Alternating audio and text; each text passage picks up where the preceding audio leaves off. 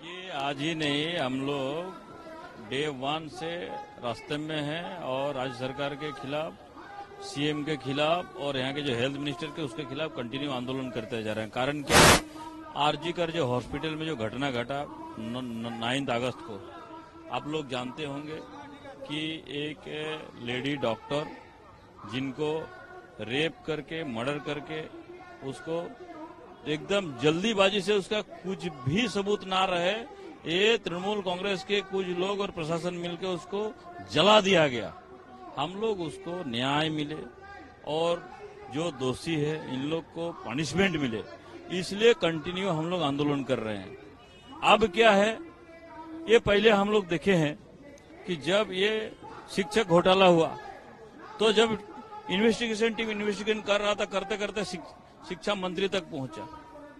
हम लोग देखे होंगे जो आपका खाद्य मंत्री है, फूड मिनिस्टर, उस विभाग में जब घोटाला हुआ तो फूड मिनिस्टर तक इसका एकदम पूरा पहुंचा और अभी दोनों जेल में है। तीसरा है ये हेल्थ विभाग। ये हेल्थ विभाग का घोटाला बिना हेल्थ मिनिस्टर के देखरेख में नजर में नहीं हुआ है और इस चलते हम लोग का एक ही दावी है, हेल्थ मिनिस्टर ही सीएम है, उसको इस्तीफा देना चाहिए, उसको गिरफ्तारी चाहिए और इमीडिएट जो जितने सारे हैं सबको पनिशमेंट के लिए व्यवस्था होना चाहिए। और आज कंटिन्यू 1.5 महीना से जो आंदोलन चल रहा है, आज हाजरा मोड़ में हम लोग पूरा देखिए, हाई कोर्ट के माध्यम से जो मिला है हम लोग को परमिशन, इसमें 200 लोग हम लोग बुलाए हैं भाजपा की तरफ से, 200 लोग उपस्थित हैं। बाकी हम देख रहे हैं रास्ते में चलने वाला बहुत सारा व्यक्ति हम लोग के यहाँ जुड़ भी गया है और इस माध्यम से हम लोग एक ही है कि मुख्यमंत्री इस्तीफा दो।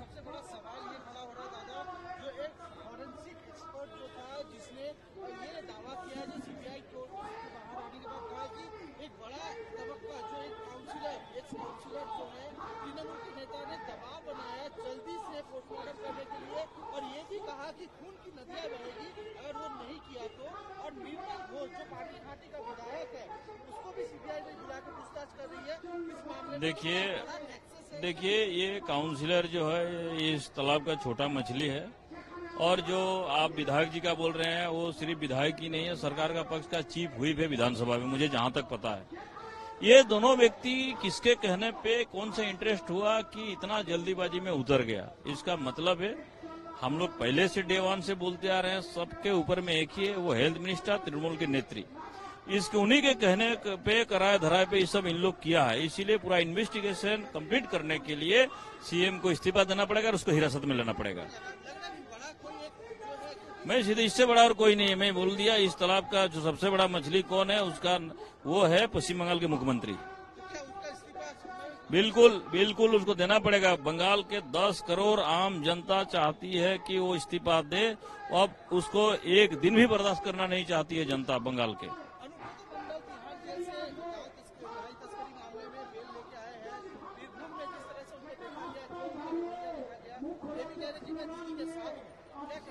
मुझे एक चीज देख के आश्चर्य लगा कि कोई स्वतंत्र सेनानी जेल से छूट के आया है, ऐसा स्वागत हो रहा था।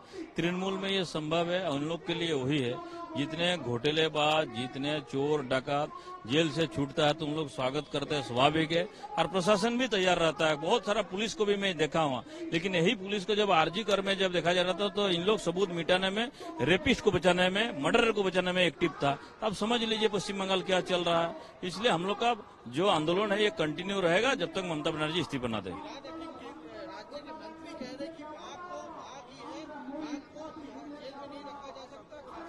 हाँ भाई, वो तो घोटालेबाज का जो इतना सब हुआ है इसका बागी है इन लोग। मैं अब शब्द नहीं बोलना चाहता हूँ, नहीं तो बहुत कुछ निकल जाता।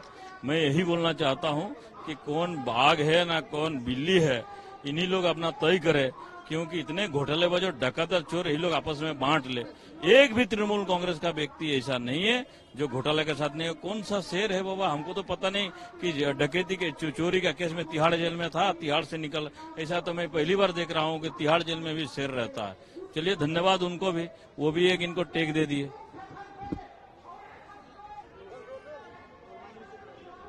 हिंदी बंगाली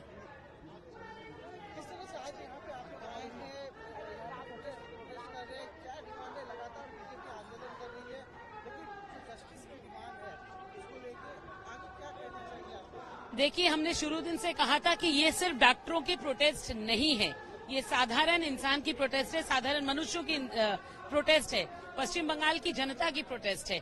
अगर आज कुछ डॉक्टरों को हम देख रहे हैं वो प्रोटेस्ट से इधर उधर अगर मुंह फेर भी ले रहे हैं, मगर फिर भी हम वहीं थे जहां पहले शुरू किया था, और जब तक इसका अंत नहीं होगा, कोई निष्कर्ष नहीं निकल जाता, हम इसी तरह प्रोटेस्ट करते रहेंगे, क्योंकि इस चीज को जो है वो मिटाया नहीं जा सकता है।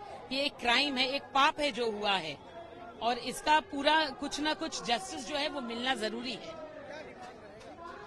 देखिए, डिमांड हमारी यही है कि जो दोषी है उसको सजा मिले, और जितने लोगों ने इस दोष को छुपाने की कोशिश की है उनको भी उतनी ही सजा मिले, क्योंकि अगर कोई रेपिस्ट है तो उसके साथ जो उसको छुपाने की कोशिश करते हैं वो भी कॉम्प्लिसिट है, वो भी रेपिस्ट है। जिस तरह से ये कहा जा रहा है कि बड़े बड़े नाम जो सामने उभर कर आ रहे हैं, और निर्मल घोष एमएलए, काउंसिलर, टीएमसी का एक पूरा तबका इसमें समझ में आ रहा है, तो क्या लगता है कि बड़ा कोई इसके पीछे कॉन्स्पिरेसी है जो इसके पीछे है? इसका मतलब तो यही हुआ कि ममता बनर्जी ने रेपिस्ट लोगों की फौज पाल रखी है, ममता बनर्जी ने खूनियों की, हत्यारों की फौज पाल रखी है। तो एक मुख्यमंत्री अगर अपनी सेना इस तरह से बनाती है तो वो लोगों को ध्वंस करने के लिए, नाश करने के लिए है, या उनकी प्रगति के लिए है, उनके उद्धार के लिए है? लगातार आंदोलन जारी है। बिल्कुल, हमारा आंदोलन तब तक चलेगा जब तक ममता बनर्जी को उनकी कुर्सी से हम उतार नहीं देते हैं।